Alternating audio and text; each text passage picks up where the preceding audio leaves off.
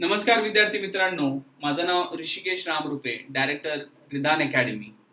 मित्रांनो, बरेच दिवसांपासून स्ट्रॅटेजिक व्हिडिओ बनवायचा होता एमपीएससी प्रिलिम्स 2020 साठी. बरेच जणांचे म्हणजे बरेच काही आपले जे विद्यार्थी आहेत त्यांचे मेसेजेस येत होते की सर कसं करायचं आहे, काय करायचं आहे, की कोणता आता टॉपिक वाचू. साधारण एक 40 दिवस बाकी आहेत. आपल्या हातात 40 दिवस आहेत, बट ते 40 दिवस कमी नाही आहेत मित्रांनो, ते खूप जास्त झाले प्रिलिम्सला क्लिअर करण्यासाठी. सो आताही मी तुम्हाला सांगतो, जरी तुम्हाला हा व्हिडिओ पाहून जर का असं वाटलं की आता आपल्याला लगेच उठून अभ्यास करायचा आहे, then that is the movement for you guys. आणि ह्या व्हिडिओने जर का साधारण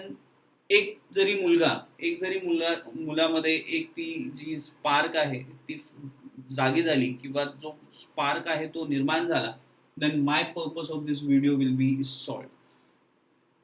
बरेचसे स्ट्रॅटेजिक व्हिडिओज तुम्ही बघितले असणार. ठीक आहे, बरेच संचालकांनी आपले आपले स्ट्रॅटेजिक व्हिडिओज आपल्या आपल्या प्लॅटफॉर्मवरती दिलेले आहेत. त्याच प्रकारे मी पण एक स्ट्रॅटेजिक व्हिडिओ घेऊन आलेलो आहो. बट त्यांच्या व्हिडिओजमध्ये आणि माझ्या व्हिडिओजमध्ये काय फरक असणार आहे सर, आम्ही काय बघायचं ह्याच्यामध्ये, काय नवीन आहे? तर नवीन काही नाहीये मित्रांनो. ह्याच्यामध्ये जे काही मी तुम्हाला सांगणार आहे ते मनापासून सांगणार आहे आणि मी तुम्हाला रिअलिस्टिक स्ट्रॅटेजी देणार आहे. ठीक आहे, इट वोंट बी लाईक की हे करा ते करा, तुम्हाला 70 मार्क पक्के, 80 मार्क पक्के. प्रिलिम्समध्ये आपल्याला तेवढे मार्क नको आहेत. आपण 45 to 50 किंवा मी तर बोलेल अबव 40 पण असाल तुम्ही, तरी पण तुम्ही सेफ असाल, सेफ झोनमध्ये राहाल for qualifying into what mains examination. Okay, आता मी इथे काय केलेलं आहे, प्रत्येक जे विद्यार्थी आहे त्यांना 5 झोनमध्ये डिवाइड केलेलं आहे. ठीक आहे, जे पण एक्झामिनेशन देणार आहेत ह्या पर्टिक्युलर इयरमध्ये, ह्या एमपीएससी 2020 मध्ये, ते 5 झोनमध्ये मी डिवाइड केलेले आहेत. The zones are general, MPSC, UPSC. ह्याचा अर्थ जे मुलं जनरल एमपीएससी किंवा यूपीएससी प्रिपेअर करत होते, टेक्निकल यूपीएससी प्रिपेअर करणारे पण काही स्टुडंट्स आहेत, त्यांनी देखील फॉर्म भरला असेल. ठीक आहे, त्यांच्यासाठी काय स्ट्रॅटेजी असायला पाहिजे, त्या लोकांनी कशी स्ट्रॅटेजी मांडली असेल किंवा त्यांची काय स्ट्रॅटेजी त्यांनी ठेवावी ते बघणार आहोत. डिप्लोमा टू डिग्री, डिप्लोमा पासून डिग्री जे आलेले आहेत त्यांच्यासाठी पण काही गोष्टी टफ असतात प्रिलिम्समध्ये, त्याच्यावरती आपण थोडंसं फोकस करणार आहोत. त्यानंतर आहे 2 to 3 इयर्स एक्सपिरियन्स, म्हणजे 2 ते 3 वेळा त्यांनी अगोदर एक्झाम दिलेली आहे.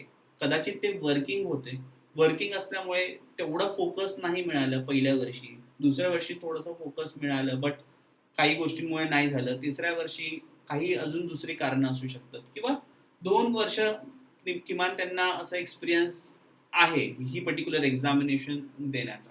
ठीक आहे, आणि एक अशी कॅटेगरी आहे मित्रांनो जे फ्रेशर्स, म्हणजे अजून त्यांचे एक्झाम्स झालेले नाही आहेत ह्या कोविडमुळे, बट आता त्यांचे एक्झाम्स पण घेण्यात येणार आहे आणि त्यांचे रिझल्ट देखील मेन्सचे अगोदर डिक्लेअर होतील. तर त्या मुलांनी फॉर्म्स भरलेले असतील, वेल गुड इनफ.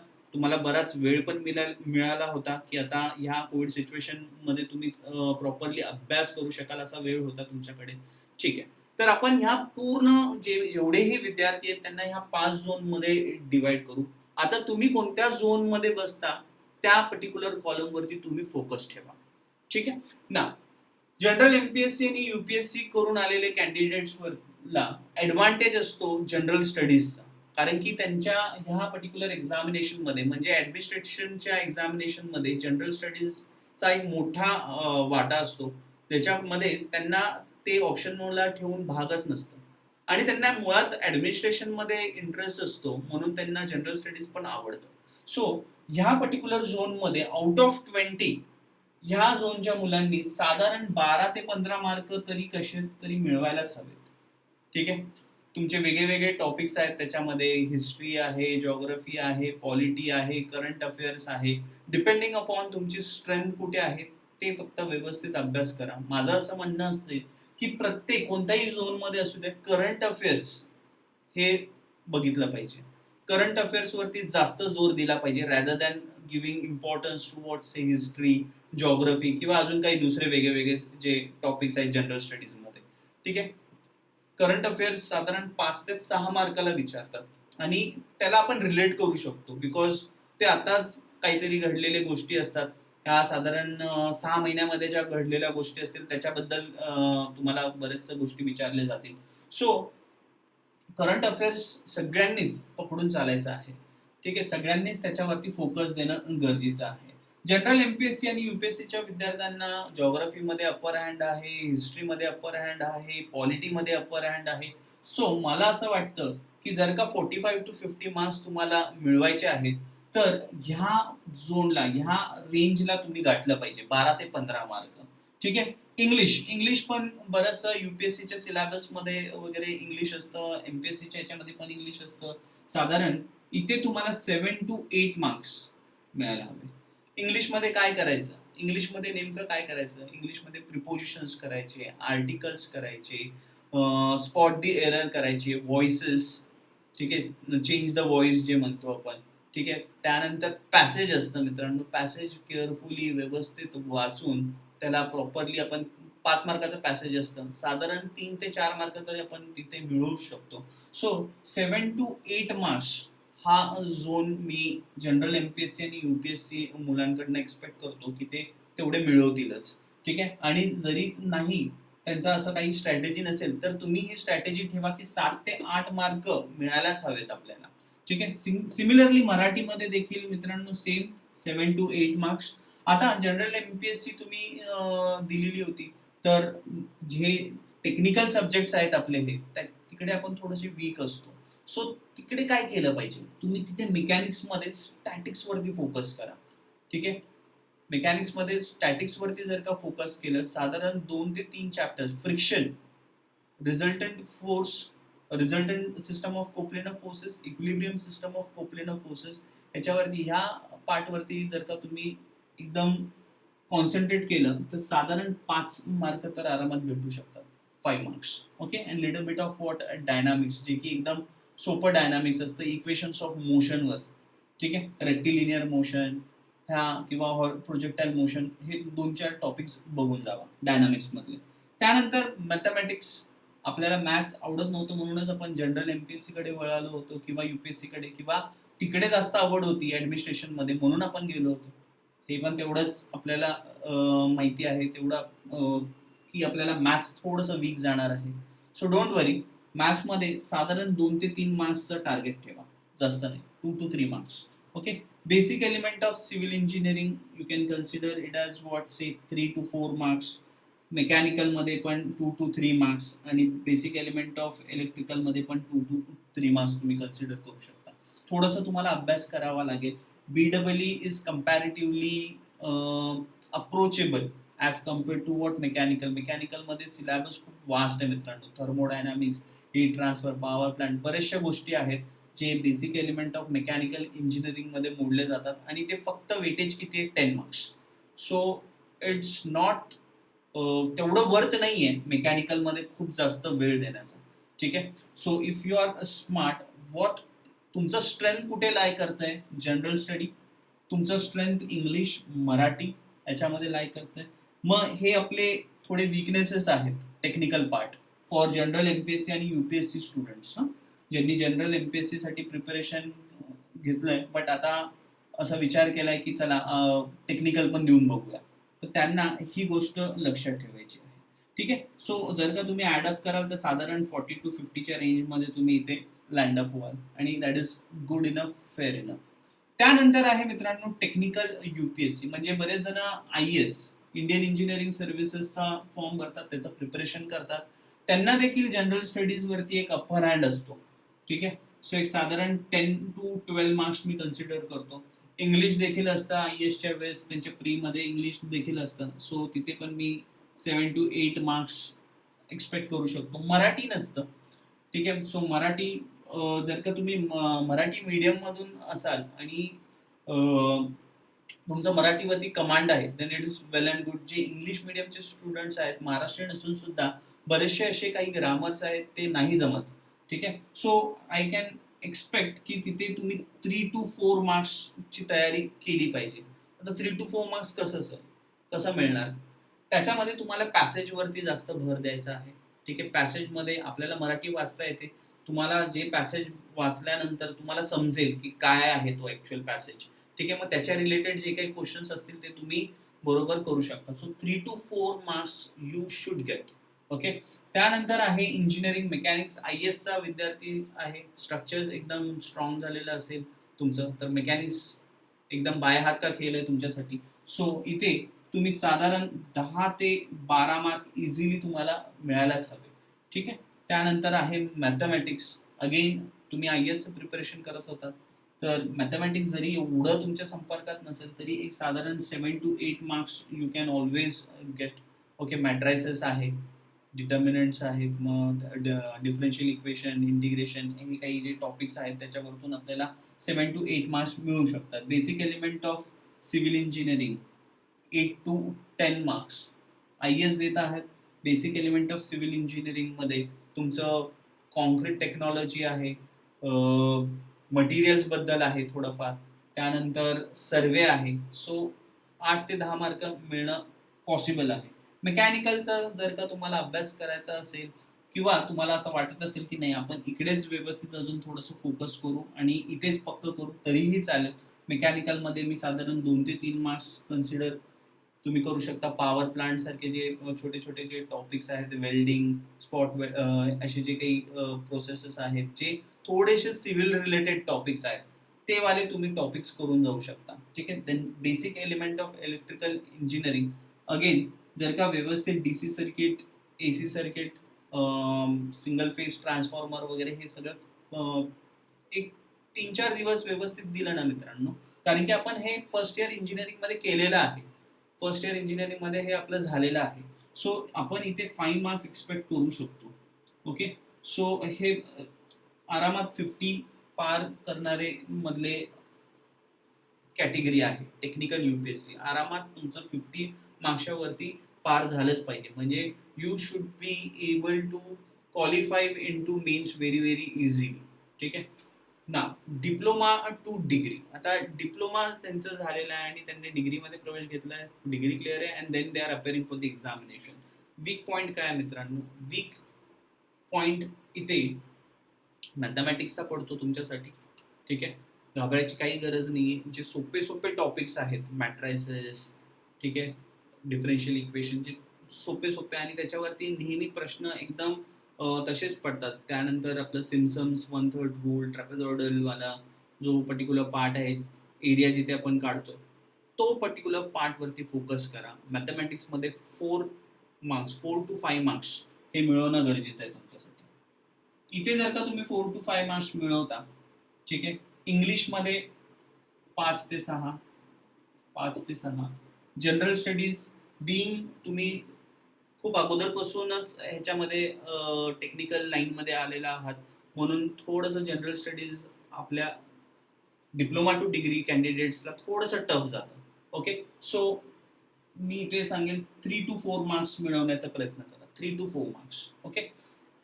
राहिला आता मेकॅनिक्स. मेकॅनिक्समध्ये आपल्याला डिप्लोमामध्ये काय होतं, स्टॅटिक्स होतं. तिकडे तो एक थोडासा वीकनेस पडतो. स्टॅटिक्स होतं तर लक्षात घ्या 5 to 6 मार्क्स कोणत्याही परिस्थितीत मिळायलाच हवे. 5 to 6 मार्क्स. ओके. मग राहिला आता प्रश्न सिव्हिलचा. इथे तुम्हाला साधारण मित्रांनो 8 ते 10 मार्क्स मिळवायला हवेच. 8 ते 10 मार्क. मेकॅनिकल बऱ्याच वर्षापासून जर का तुम्ही एक्झामिनेशन देत असाल किंवा 2 ते 3 वर्षाच्या एक्सपिरियन्समध्ये आपण बघणारच आहोत, तरी पण मेकॅनिकलमध्ये साधारण तुम्ही 3 to 4 मार्क्स स्कोर करू शकता. आणि BEE, येस, BEE आपल्याला नव्हतं. ठीक आहे. तुम्ही ना फर्स्ट इयरमध्ये तुम्ही डिप्लोमा टू डिग्री असताना सेकंड इयरमध्ये डायरेक्ट प्रवेश घेतलेला आहे. तर फर्स्ट इयरचा आपला जो basic element of electrical engineering तो मिस आउट होऊन जातो. सो तो तुम्हाला व्यवस्थित प्रिपेअर करायचा आहे. त्याच्यामधून आपल्याला कसे साधारण 5 मार्कापर्यंत मिळवता येतील ते बघणं खूप गरजेचं आहे. Now if you could see, इथे आपल्याला थोडंसं मॅचअप करायला मुश्किल होत आहे. सो कुठे तुम्ही मार्क्स वाढवू शकता? You have to prepare guys. Engineering mechanics तुम्हाला प्रिपेअर करावं लागेल. You have to get this to 10 marks. You have to get this to 10 marks. 5 to 6 marks घेऊन चालणार नाही. ठीक आहे. दुसरं आपल्याला मग कुठे फोकस करावं लागेल, कुठे मार्क्स वाढवायला हवेत आपण? जनरल स्टडीज नाही सर, आम्हाला टेक्निकलच एवढं म्हणजे आम्ही टेक्निकलमध्ये जेवढं रुजलो की जनरल स्टडीजमध्ये कधी लक्षच गेलेलं नाहीये. आणि आता जर का तुम्ही आम्हाला वाचायला सांगाल तर थोडंसं मुश्किल जाईल. Yes, I agree to that particular point. इंग्लिशमध्ये थोडंसं वाढवा. म्हणजे साधारण तुमचे 4 मार्क पॅसेजमधून आले पाहिजेत आणि 3 मार्क तुमचे ग्रामरमधून आले पाहिजेत. म्हणजे 6 ते 8 म्हणजे 7 मार्क मराठीमध्ये वाढवावं लागेल. ठीक आहे. So generally diploma to degree जे करतात मराठी मीडियमचे बरेचसे विद्यार्थी असतात, त्यांना इकडे मराठीमध्ये एज चांगला मिळायला हवा. तर आता जर का तुम्ही टोटल करून बघाल तर साधारण तुम्ही 40 अबव्ह रेंजमध्ये जात आहात, which is good enough. 40 to 45 च्या रेंजमध्ये. ठीक आहे. त्यानंतर आहे 2 टू 3 इयर्स एक्सपिरियन्स वाले कॅन्डिडेट्स. ओके. एक्सपिरियन्स किंवा वर्किंग वाले कॅन्डिडेट्स. तिथे मित्रांनो बरेच जणांना आतापर्यंत माहिती असेल की आपण काय काय चुका केलेल्या आहेत. आपण खूप जास्त डीपमध्ये अभ्यास केला होता मागच्या वेळेस, पण तेवढा उपयोग झाला नाही. किंवा काही टॉपिक्स जे होते ते व्यवस्थित करून जायला पाहिजे होते. खूप जास्त रिवाइज करायला पाहिजे होतं. ते व्यवस्थित केलं नाही. सो असे बरेचसे काही तुम्हाला अगोदरच्या एक्झामिनेशन पासून एक्सपिरियन्स मिळालेला असेल. But from my point of view तुम्हाला इंजिनिअरिंग मेकॅनिक्स हे व्यवस्थित करता आलं पाहिजे. 12 to 15 marks. Okay. Engineering mathematics मी एक साधारण 8 ते 10 मार्क पकडतो. Basic element of civil engineering I will consider 6 to 8 marks. Mechanical बरेच जणांना हा अनुभव आला असेल की मेकॅनिकल खूप जास्त करून उपयोग नाही आहे. ठीक आहे. खूप वास्ट पण आहे आणि खूप कमी पण त्याचा वेटेज आहे. So there is no need to go into what details of doing into what mechanical engineering. So इथे 2 टू 3 मार्क्स. आणि basic element of electrical engineering हे सोपं आहे. हे तुम्ही आखलं असेल 2 ते 3 वर्षाच्या एक्सपिरियन्सवरनं. तर साधारण तुम्हाला BEE मध्ये 7 ते 8 मार्क मिळाले पाहिजे. मग कमी कुठे होणार? General studies. आपण खूपदा एक्सपिरियन्स केलंय की बरेचदा जनरल स्टडीजचा अभ्यास करून गेलोय आपण. बट होतं काय तिकडे परफॉर्मन्स आपला जनरल स्टडीजमध्ये लो राहतो. कारण की खूप साऱ्या गोष्टी आहेत त्या वारंवार वाचल्या पाहिजेत, त्या वारंवार माहिती असायला पाहिजेत, तेव्हा जाऊन आपल्याला ते कुठेतरी क्लिक होतं. ठीक आहे. सो जनरल स्टडीजमध्ये 2 टू 3 मार्क्स. इंग्लिशमध्ये एक साधारण 6 टू 8 मार्क्स आणि मराठीमध्ये एक साधारण 6 टू 8 मार्क्स. सो ॲडव्हान्टेज किंवा स्ट्रेंथ कुठे लाय होते? मेकॅनिक्समध्ये. लक्षात आलं असेल की हा मेकॅनिक्स सोपं पण आहे आणि केलं पण जाऊ शकतं. BEE सोपं पण आहे आणि केलं पण जाऊ शकतं. Basic element of civil engineering सोपं पण आहे आणि केलं जाऊ शकतं. ठीक आहे. देन मराठी अँड इंग्लिश हे देखील तुम्ही जर का ॲडअप केलं तर 45 टू 50 मार्क्स पर्यंत जातं. Now coming to our freshers group. Freshers group थोडंसं नर्वस असतं. बऱ्याचशा गोष्टी नवीन आहेत. ठीक आहे. सिव्हिल वाचायचं आहे, मेकॅनिकल वाचायचं आहे, BEE वाचायचं आहे. सिव्हिलचं पण किती डेप्थ म्हणजे डेप्थच माहिती नसते की कोणत्या डेप्थला जायचं आहे, कोणत्या थरावरती पोहोचायचं आहे. तिकडे आपला गोंधळ होतो. म्हणून मी तुम्हाला एक इथे सक्सेस मंत्र सांगतो मित्रांनो की जनरल स्टडीज वरती तुम्ही फोकस नका करू. English, Marathi previous year question paper बघा. फ्रेशर्स लोक एक चूक करतात की ते क्वेश्चन पेपर बघतच नाही. ठीक आहे. आणि त्याचबरोबर इकडे जे पण आपले काही 2 टू 3 इयर्स एक्सपिरियन्स वगैरे वाले आहेत त्यांनी पेपर जेव्हा दिला तेव्हाच बघितलेला असतो. नंतर त्यांना पेपर खोलून बघण्याची तेवढी तसदी नसते किंवा इच्छा नसते. ठीक आहे. सो फ्रेशर्स वाल्यांनी पेपर बघणं खूप गरजेचं आहे की प्रिव्हियस इयर पेपरमध्ये काय विचारलेलं होतं, काय डेप्थ होती, काय लेवल ऑफ डिफिकल्टी होती आणि त्या हिशोबाने एक स्ट्रॅटेजी बनवणं खूप गरजेचं आहे. आज 40 दिवस साधारण आपल्या हातात आहेत. तर ह्या 40 दिवसाचं सोनं कसं करायचंय हे तुमच्या हातात आहे. तर तुम्ही इंग्लिश मध्ये साधारण 6 टू 8 मार्क्स कसे मिळवता येतील हे बघणं गरजेचं आहे. मराठीमध्ये पण साधारण 6 टू 8 मार्क्स. मेकॅनिक्स तुम्ही फ्रेश आहात, आता स्ट्रक्चरल सब्जेक्ट झालेले आहेत. आता जर का तुम्ही मेकॅनिक्सचं बुक घ्याल आणि वाचायचा प्रयत्न कराल फटाफट समजेल तुम्हाला. ठीक आहे. प्रॉपर काही कोणत्याही क्लासेसचे नोट्स घ्या. ठीक आहे. आणि ते नोट्सला फॉलो करा. एकच नोट्स घ्या आणि त्या नोट्सला फॉलो करा. कोणत्याही क्लासेसचे घ्या. ठीक आहे. सगळे टीचर्स आपल्या इकडे चांगले शिकवतात. ठीक आहे. कोणत्याही क्लासेसचे नोट्स घ्या आणि ते फॉलो करा, व्यवस्थित फॉलो करा त्याला. ठीक आहे. त्यानंतर मॅथमॅटिक्स. फ्रेश आहात, मॅथ्सचे बरेचशे गोष्टी एकदम आता 1-2 वर्ष अगोदरच तुमचा मॅथ्स पासून पीछा सुटलेला आहे. सो तुम्हाला इझिली रिकलेक्ट करता येतील गोष्टी. बट क्वेश्चन पेपरला रिफर करून बघा आणि त्या लेव्हलला तुम्ही कसं गाठता येईल त्याचा भान ठेवा. नाहीतर तुम्ही काहीतरी भलतंच काहीतरी गेट लेव्हलचं काहीतरी करत बसाल आणि इथे काहीतरी वेगळंच येईल.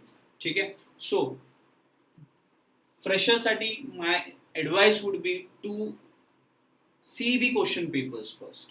ठीक आहे. To check the level of difficulty आणि त्यानंतर मग एक स्ट्रॅटेजी बनवणं गरजेचं आहे. 40 डेज खूप जास्त झाले प्रिलिम्ससाठी, म्हणजे माझ्या ओपिनियनमध्ये तरी. ठीक आहे. आणि माझ्या काही बरेचसे जे आता 1-2 वर्ष ज्यांनी दिलेली असेल एक्झामिनेशन त्यांना पण तेच वाटत असेल 40 days are good enough to have in your hands. आणि आता देखील जर का तुम्ही प्रॅक्टिस केली, व्यवस्थित लक्षपूर्वक पेपर्सचं ॲनालिसिस केलं आणि मग एक्झामिनेशनचं प्रिपरेशन केलं त्या त्या डायरेक्शनमध्ये, देन डेफिनेटली तुम्हाला 45 to 50 मार्क्स भेटू शकतात. ठीक आहे. बरेच जणांचे जो स्कोर असतो तो बिलो 30 लाय करतो. त्याचं 2च कारण आहेत. एक पेपरचं ॲनालिसिस व्यवस्थित नसतं आणि दुसरं खूप सारं करून जातात. म्हणजे सगळ्या गोष्टींना टच करण्याचा प्रयत्न असतो. हिस्ट्री वाचतील, पॉलिटी वाचतील, ठीक आहे, खूप वाचतील. हिस्ट्री 1 मार्काला येतं. पॉलिटी कधी 2 ते 3 मार्काला येतं. ठीक आहे. तर मग तेवढं त्याच्यामध्ये वेळ घालणं गरजेचं आहे का? नाही. म्हणजे ह्याचा अर्थ काय, तुम्ही पेपरचं ॲनालिसिस व्यवस्थित नाही केलंय. पेपर घ्या, बघा किंवा बरेचसे क्लासेसचे मास डिस्ट्रिब्युशन, वेटेज डिस्ट्रिब्युशन टेलिग्राम चॅनेलवरती वगैरे तर स्प्रेड झालेलेच असतात. ते बघा. त्याच्यापासून तुम्हाला काहीतरी आयडिया मिळेल. ओके. आणि पेपरचं ॲनालिसिस नाही केल्यामुळे तुम्हाला ते मार्क्स कमी आलेले आहेत हे लक्षात ठेवणं खूप गरजेचं आहे. सो पेपरचं ॲनालिसिस ह्यावेळेस तुम्ही व्यवस्थित करा. 1 दिवस, 2 दिवस पेपर ॲनालिसिसमध्ये गेले तरी चालते. ओके. बट उद्यापासून तुम्हाला किंवा ह्या क्षणापासून तुम्हाला अभ्यास चालू करायचा आहे. मी उद्यापासून याच्यासाठी बोललो कारण की मी आता रात्री रेकॉर्ड करतोय, तर मला असं वाटलं की उद्या सकाळी उठून तुम्ही अभ्यास करा. ठीक आहे. बट तुम्ही हे व्हिडिओ कधीही बघू शकता. तर तुम्ही त्याच क्षणापासून प्रिपरेशनला लागा मित्रांनो. खूपच सोपं आहे आणि मी तुमच्या समोर बरेचसे असे व्हिडिओज घेऊन येत जाईल. ठीक आहे. जेणेकरून तुम्हाला ॲक्च्युअलमध्ये कसा अभ्यास करायचा आहे, कसं रिव्हिजन करायचं आहे त्याच्यावरती पण बोलूयात. बट आजचा हा जो पर्टिक्युलर व्हिडिओ आहे तो स्ट्रॅटेजीसाठी होता आणि वेगळ्या क्षेत्रातली जी मुलं आहेत, क्षेत्रातली म्हणण्यापेक्षा जे वेगळ्या फील्डला निवडलेली आहेत and they are thinking of giving this particular examination, तर त्यांच्यासाठी काय महत्त्वाचं आहे आणि काय तिकडे ते ऑप्शनमध्ये ठेवू शकतात त्या गोष्टीचं आपण आज आकलन केलेलं आहे. Thank you.